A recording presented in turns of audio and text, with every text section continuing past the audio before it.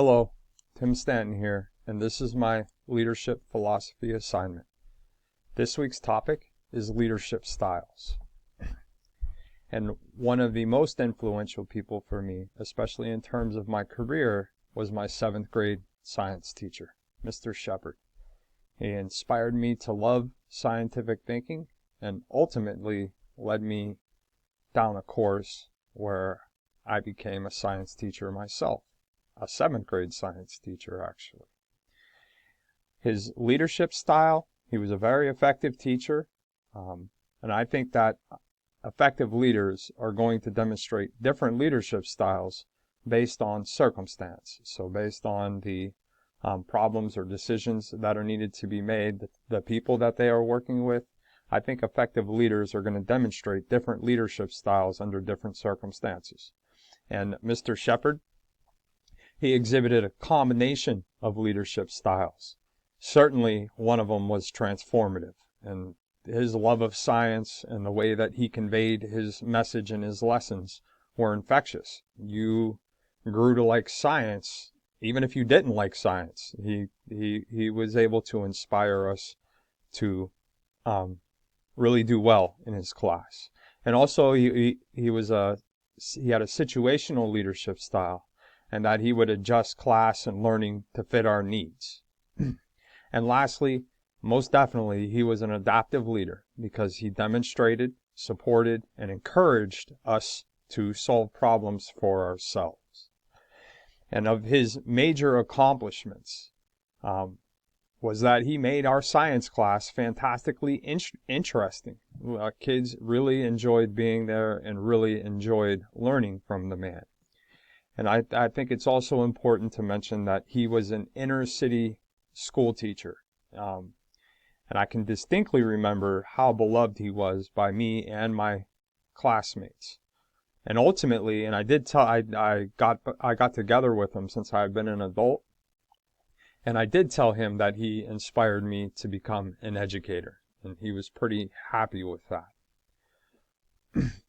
As a leader myself, that upbringing in an inner city neighborhood, going to attending public schools that were very diverse, I am a very strong believer in promoting integration and diversity, and that has been with me my entire life, and that's something that will definitely be with me if I am a teacher, or if I am a principal someday, I should say.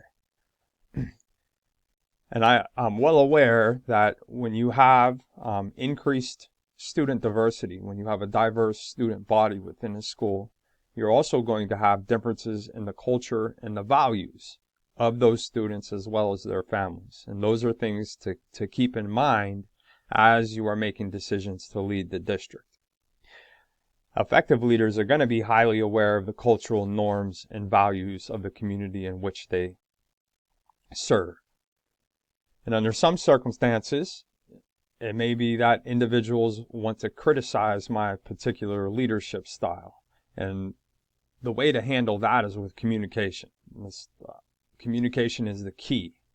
So if I'm receiving criticism of my leadership style, I'll attempt to, talk with the individual, communicate with them somehow, and attempt to view the situation from their standpoint.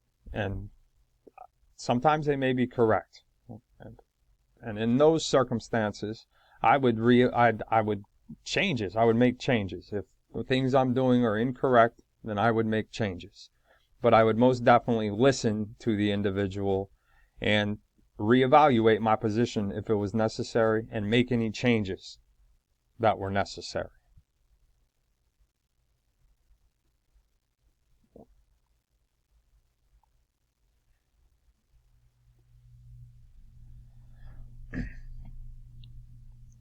And one of my very first jobs was I worked at Little Caesars when I was in high school, and there I was a shift manager or a crew leader. You have different names for these depending on the organization where they're at. And that role for me, I never thought about myself as being, obviously as a young man like that, I never thought of myself as being a leader. But that role, that leadership role that I performed was largely transactional. It's transactional leadership. And that was, in fact, an assigned leadership position because I had a little tag that said crew leader, and then that is what put me in charge of other individuals. And when I am a principal, obviously that type of leadership does not work well in a school setting. It's not just transactional. You have to inspire other people around you and bring them on board with your mission, get them to work with you towards your goal. And to that end, I would try to very much so emulate my 7th grade science teacher and the dominant leadership styles that he demonstrated: situational leadership, transformative leadership, and adaptive leadership.